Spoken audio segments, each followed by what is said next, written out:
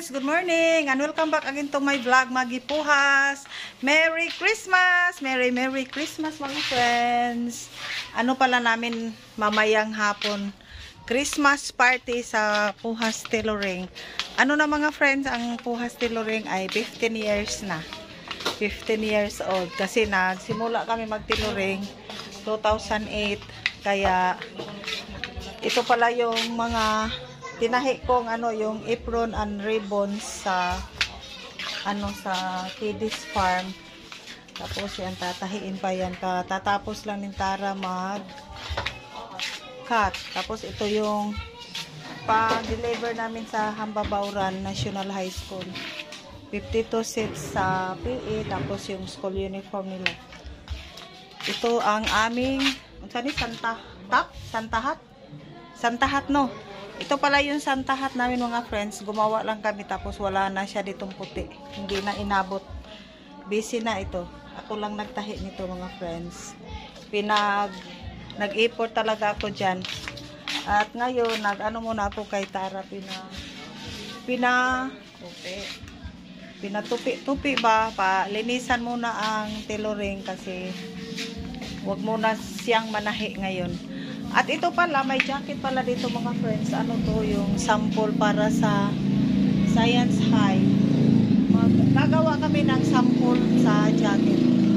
At ito, kararating lang kasi kanina sa tela, kaya hindi pa siya naumpisahan. Dahil namin ngayon, namin pala mamaya, Christmas party, kaya naisipan ko na lang mga friends na kami, i-cater namin kasi may catering paluwagan kami. At ito, tingnan nyo. Na yung mga nag-sit up mga friends sa aming Christmas party mamayang hapon. Catering paluwagan namin to. With lechon. Yan pala yung manager natin sa Juliet. Unsa ra gali na nga inyong catering al? Kasamari man. Ay, Kasamari pala. To, nag-sit up na sila ngayon. Maaga pa pero inumpisahan na nila dahil mamaya marami silang gagawin. Mag-deliver din sila ng mga food bilao. Yan. So dito ang kainan kasi porbida ni Smakmak doon sa kabila may palaro kami. Kaya dito na lang sa malapit sa mga aso. Yan, ready na ang mga tables. Yan, mga utensils nila. Para paminsan-minsan naman hindi mabisi si tata sa paghuhugas. So, yung mga utensils nila. Yan, ready na rin ang aming sala. Yan, nagpalit ako ng kurtina na white kasi masyadong madilim yung kurtina. Tinanggal ko yung may Merry Christmas.